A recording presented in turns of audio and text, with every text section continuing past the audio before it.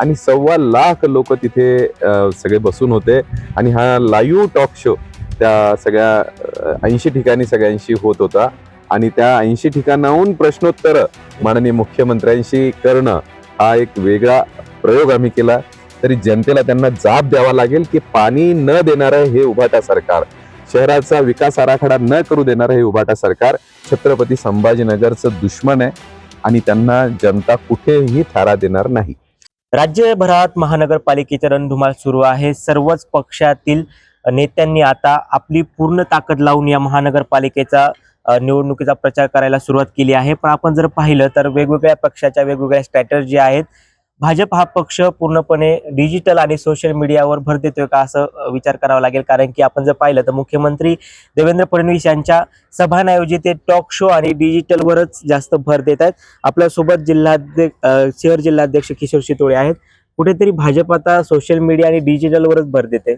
बघा, आपल्या राज्याचे माननीय मुख्यमंत्री हे टेक्नोसेव्ही आहेत. एआयचा वापर, टेक्नॉलॉजी याच्यामध्ये ते खूप अग्रेसर असतात आणि त्याच्यामुळे आता आम्ही ज्या जाहीर सभा करण्याच्या ऐवजी परवा आपण पाहिलं असेल की टॉक शो आम्ही केला आणि टॉक शोच्या माध्यमातून एका हॉलमध्ये स्वतः मुख्यमंत्री, 300 उद्योजक असा संवाद झाला. पण त्याच वेळेला आम्ही हा शो जवळजवळ 80 ठिकाणी शहरामध्ये LED स्क्रीन लावल्या आणि 1.25 लाख लोक तिथे सगळे बसून होते आणि हा लाईव्ह टॉक शो त्या सगळ्या 80 ठिकाणी सगळ्यांशी होत होता आणि त्या 80 ठिकाणाहून प्रश्नोत्तर माननीय मुख्यमंत्र्यांशी करणं हा एक वेगळा प्रयोग आम्ही केला.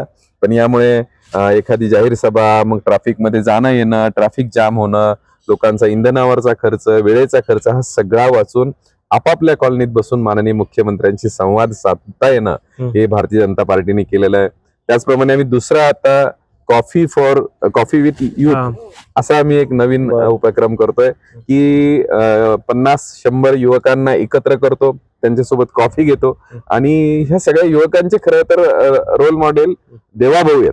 देवेंद्रजी फडणवीस यांची एक क्रेज सगळ्या युवकांमध्ये, इतकं पारदर्शक, संयमी, शांत व्यक्तिमत्व आणि विकासाची दृष्टी घेऊन काम करणारं व्यक्तिमत्व ह्या युवकांचं रोल मॉडेल आहे. पण त्यांच्या मनातले राजकारणाविषयीचे प्रश्न, त्या विकसित छत्रपती संभाजीनगरचे प्रश्न हे त्यावेळेला ते त्या कॉफीच्या कार्यक्रमामध्ये आम्हाला विचारतात, त्यांचं मन मोकळं करतात आणि आम्हाला शुभेच्छाही देतात.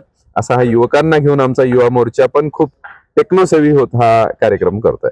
बरं, आपण दुसरीकडे पाहिलं तर तुमचे विरोधक मोठमोठ्या सभा घेत आहेत. आज उद्धव ठाकरे हे संभाजीनगरात आहे आणि त्यांचे नेते म्हणतात की ही सभा ही अफाट सभा होणार आहे आणि त्याचं रूपांतर आम्ही मतदानामध्ये सुद्धा करू. हे बघा, उभाटाने छत्रपती संभाजीनगरला लुटण्याचं काम केलेलं आहे. सगळ्या भ्रष्टाचाराच्या मध्ये त्यांचा सगळा हात राहिलेला आहे. म्हणजे शहराचा विकास आराखडा का त्यांनी कधी मंजूर होऊ दिला नाही. त्यांनी भूमिगत गटारचे 450 कोटी गिळंकृत केले. त्यांनी घनकचऱ्याचे 90 कोटी गिळंकृत केले. त्यांनी आमच्या सिटी बसेस होत्या त्या 100 सिटी बसेस भंगारमध्ये कशा विकल्या आणि ती बस व्यवस्था कशी कोलमडली हे ते सांगत नाहीत. पाणीचे टेंडर जे होतं की आमच्या कॅबिनेट मंत्री अतुल सावेंनी 1680 कोटीची योजना शहराला दिलेली. यांनी मातोश्री ते छत्रपती संभाजीनगर मनपा अशी ही फाईल फिरवण्यात 2-2.5 वर्ष घालवली आणि त्याची किंमत 1000 कोटींनी वाढून 2700 कोटी गेली. पण आमच्या देवाभाऊंनी 2700 कोटीच्या पाण्याची योजना आम्हाला दिली. 3700 HP 3 मोटारी आपल्याकडे आता बसल्यात, त्याच्यात ड्राय रन आता घेतल्याची बातमी आपल्याला मुख्यमंत्र्यांनी दिली. आम्ही विकासावर काम करणारे आहोत.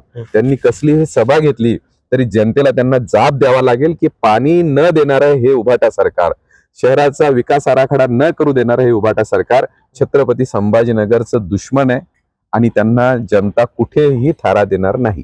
बरं, तुमच्या पक्षामध्ये जशी इनकमिंग झाली तशीच आउटगोईंग सुद्धा झाली. तुम्ही काही पदाधिकाऱ्यांना पक्षातून हक्कलपट्टी सुट्ट्या केली आहे आणि जे नाराज होते त्यांना कुठेतरी नाराजी दूर करण्याचा तुमचा प्रयत्न होता. ती नाराजी सगळ्यांची दूर झाली आहे का आणि ते आता जे कार्यकर्ते ते प्रचाराला लागले का तुमच्या? जे भाजपमध्ये इच्छुक होते, ज्यांनी फॉर्म भरले होते, त्यांनी आमच्या समजावण्यावर, त्यांचं म्हणणं ऐकल्यावर त्यांनी मागे घेतले. ते आमच्या भाजपमध्ये आहेत. ते खूप जोशात काम करतायत. त्यांची कुठलीही नाराजी नाही.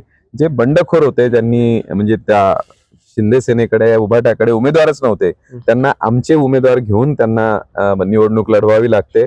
पण कमळाला सोडणं, कमळासोबत राहिलं तर एक सुगंध असतो, एक माधुर्य असतं, एक मुलायमपणा असतो. पण ते सोडलं तर कमळाच्या बाजूला चिखल असतो हे त्यांना आता तिथे गेल्यावर कळेल. पण मुख्यमंत्री साहेब म्हणताय की शहरामध्ये ना खान ना बाण, फक्त भगव्याची शान. तिकडे शिरसाट साहेब म्हणताय की जर भगव्याची शान राखायची असेल तर हातामध्ये धनुष्यबाण पाहिजेच. म्हणजे कुठेतरी युतीमधलीच तुम्ही एकमेकांसोबत लढताय हे का? बघा, आज असं काय? धनुष्यबाणाची हा. गरज नाही, आज विकासाची गरज आहे. आज सामान्य लोकांना ह्या दंगली भानगडी धुडगूस हा नकोय, जो एमआयएम धुडगूस घालते बर. तर ते नकोय. त्यांना रस्ता पाहिजे, पाणी पाहिजे, लाईट पाहिजे, वेळेवर सुविधा पाहिजेत. हे सुविधा देणारे माननीय देवाभाऊ आहेत. केंद्रामध्ये माननीय मोदीजी आहेत. आणि तिसरं इंजिन आम्हाला छत्रपती संभाजीनगरची मनपा आम्हाला मिळेल तर विकास होईल. आणि आम्ही हिंदू संस्कृतीला धरून, हिंदू संस्कृतीचा शान राखत आम्ही हा विकास करू, विकसित छत्रपती संभाजीनगर निर्माण करू. नक्कीच आपण जर पाहिलं तर कोणाचा? या परिस्थितीला ना बाण पाहिजे ना खान पाहिजे, तर फक्त विकास पाहिजे, असंही वक्तव्य शहराध्यक्ष किशोर शितोळे यांनी केलेलं आहे. मी राम बुधवंत, नवराष्ट्र, छत्रपती संभाजीनगर.